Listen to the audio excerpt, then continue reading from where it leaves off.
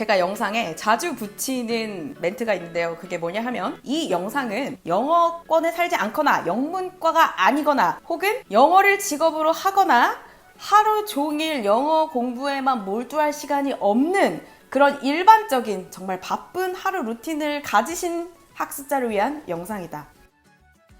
그래서 이번 영상에서는 정말 바쁜 하루지만 그 와중에 영어 스피킹은 너무너무 필요하지만 그럼에도 불구하고 엄두가 안 나시는, 즉 다시 말해서 영어 스피킹을 처음 시작하는데 시간도 녹록지 않고 엄두가 안 나시는 분들을 위해서 해두면 좋을 가벼운 학습 방법에 대해서 말을 해볼게요. 그건 바로 짝꿍 단어 찾기인데요. 이 짝꿍 단어 찾기가 처음 스피킹을 시작하는 학습자에게 굉장히 좋아요. 그래가지고 이것이 어떻게 좋은지, 그리고 이것을 어떻게 가볍게 학습을 할 수 있는지, 그리고 마지막으로 적어도 이 짝꿍 단어 학습도 그냥 이루어지는 건 아니에요. 적어도 이걸 하기 위해서 갖춰야 되는 최소한의 조건은 무엇인지에 대해서 말을 해볼게요. 사실은 이 짝꿍 단어라고 하는 거는요, 우리말에도 있어요. 여러분, 우리가 거대한 포부라는 말 쓰나요? 자, 원대한 포부, 거대한 포부. 이 둘 중에 우리가 쓰는 말은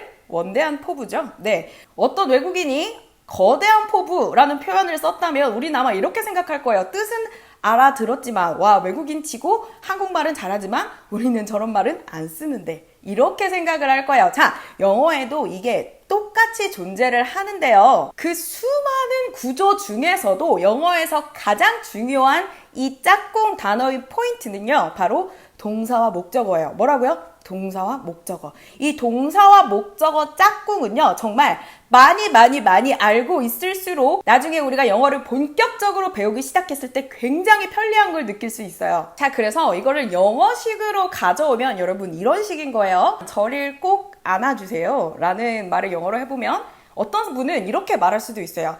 Hug me, 나를 안아주세요. 꼭 hard, hug me hard. 이게 문법적으로는 정말 맞는 말이지만은 원어민들은 이렇게 쓰지 않죠. 하지만 이 사람이 give a hug, 이 hug에 붙는 동사의 콜로케이션이 give라는 사실을 알고 있었으면 이렇게 말할 거예요. Give me a big hug 라고 말을 했을 거예요. 그죠? 그래서 정말 더 쉽게 예를 들어보면 우리는 약속을 하다 라고 말을 하죠. do 약속, do an appointment 이렇게 말을 할 것 같은데 아니죠. 약속은요, 어떤 동사랑 콜로케이션이 돼요? make an appointment. 이 make와 함께 콜로케이션이 되죠. 그래서 여러분 이런 것들을요, 베이스로 가볍게 많이 깔아 놓으면 나중에 본격적으로 스피킹을 훈련하거나 스피킹 수업을 들을 때 도움이 굉장히 많이 돼요. 자, 그러면 이 짝꿍 단어 찾기는 어떻게 하는 게 가장 효율적일까요? 자, 지금부터 그 방법에 대해서 말을 해볼게요. 일단은 리스트를 만들어서 먹자라라 외우거나 뭐 조금 하드하게 하는 거는 강의라든지 나의 어떤 중대한 결심,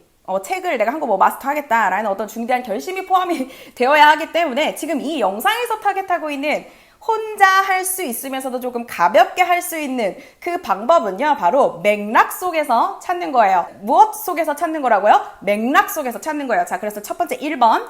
제가 조금 추천하는 교재는요, 오히려 중학교 독해책, 중학교 1, 2학년 독해책이나 초등학교 6학년 독해책이에요. 혹은 아니면 이거는 제가 예전에 수업에서 썼던 책인데 굉장히 기초의 담화문, 영어 담화문이 있는 교재인데요. 지금 우리가 이거를 이 정도의 담화문을 일단 읽는 거예요. 자, 이 정도의 담화문은 길지 않기 때문에 해석력이 있다면 어렵지 않게 읽을 수 있어요. 자, 다만 이거를 읽을 때 역시나 대충 해석하면 안 되고 어떻게 해석해야 돼요?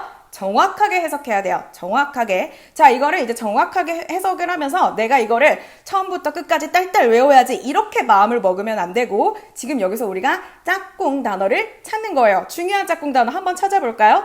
저라면은 이걸 찾을 것 같아요. reach a phone 혹은 take your call, 너의 전화를 받다. 그리고 leave a message, 메시지를 남기다. 그리고 마지막으로 그냥 굳이 하나만 더 찾는다면 get a chance, 기회를 얻다. 이렇게 지금 take your call, leave a message 혹은 get a chance, 이 세 개의 콜로케이션만 이 담화문 속에서 알아둬도 굉장히 큰 수학이거든요. 자, 그래서 하나만 더 보면 이걸 보면서 이제 우리가 이런 생각을 할 수가 있는 거예요. 아, 데이트 날짜는 잡아요. 우리 날 잡아요. 라고 하는데 잡는 게 아니고 셋하는 거구나. 영어에서는 arrangement는 하는 게 아니고 make, 만드는 거구나. 이런 것들을 우리가 파악할 수 있다는 거죠. 이게 바로 뭐 찾기라고요? 짝꿍 단어 찾기. 그러면 이렇게 한 거를 어디에다가 옮겨 쓰냐면 저는 반드시 이 크기를 좀 추천을 드려요. 이 크기의 어떤 단어장이 굉장히 얇아야 돼요. 그냥 손에 이렇게 들고 있을. 지금 이게 제가 비교를 하자면 아이패드 미니 크기거든요.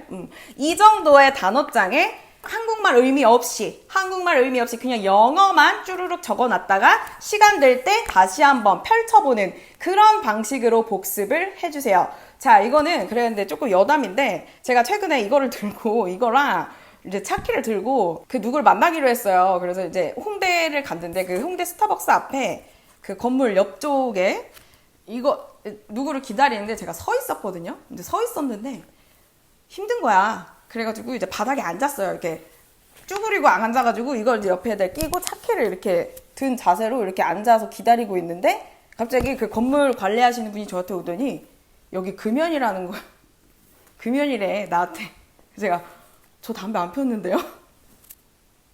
근데 저한테 너무 약간 조금 뭐라고 해야 되지? 약간 어노이드 된 상태로 굉장히 조금 화가 난 상태로 저한테 말을 하셔가지고 제가 좀 당황했어요. 이게 담배로 보였나? 자, 아무튼 저는 이건 사담이지만 개인적으로 담배는 핀 적이 없거든요. 그래가지고 좀 억울했죠. 이거 억울하네. 최근에 겪었던 실화입니다.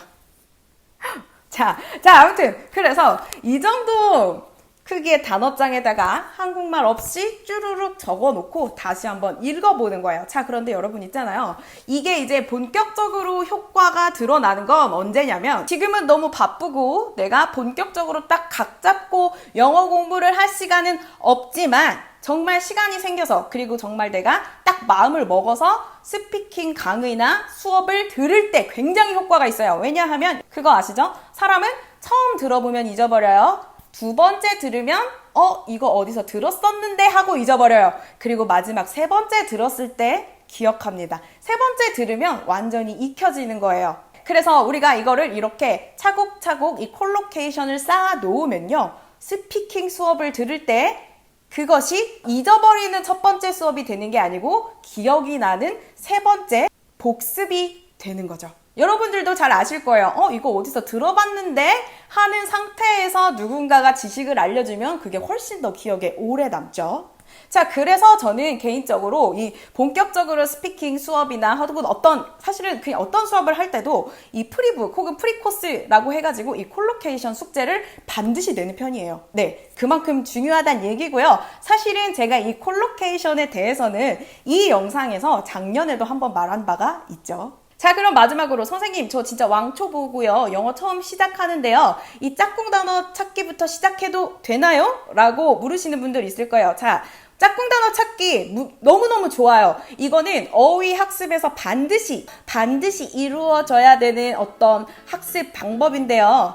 하지만 여기서 중요한 건 우리가 아까 이 텍스트 읽었잖아요. 이 텍스트가 기본적으로 해석이 돼야 돼요. 근데요, 지금 이 텍스트는요, 읽기용 텍스트가 아니고 말하기용 텍스트예요. 심지어 초급 단계로 나온 텍스트입니다. 그래서 반대로 이야기하면 이 정도 텍스트로 말을 하기 위해서는요, 이거보다 어려운 수준의 텍스트가 막힘없이 해석이 돼야 된다는 얘기예요. 막힘없이 해석이 돼야 그거보다 쉬운 수준의 텍스트를 말로 할 수 있거든요. 자, 그래서 이 짝꿍 단어 찾기 연습을 하기 전에 중요한 건 무엇이라고요? 해석력. 제가 여러 영상에서 강조했죠. 스피킹 이전에 기본적인 해석 능력은요, 아주 디폴트 값이에요. 디폴트 값. 그래서 정말 초보고 영어를 처음 시작한다면 해석 연습부터 시작을 하셔야 되고요. 그 해석 연습 영상은요, 그 구체적인 방법은요, 이 영상에서 확인하실 수 있습니다. 자, 여러분, 오늘 영상이 도움이 되셨나요? 오늘 영상이 도움이 되셨다면 좋아요, 구독, 댓글 모두 환영이고요. 우리 그럼 다음 영상에서 만나요. 바이바이.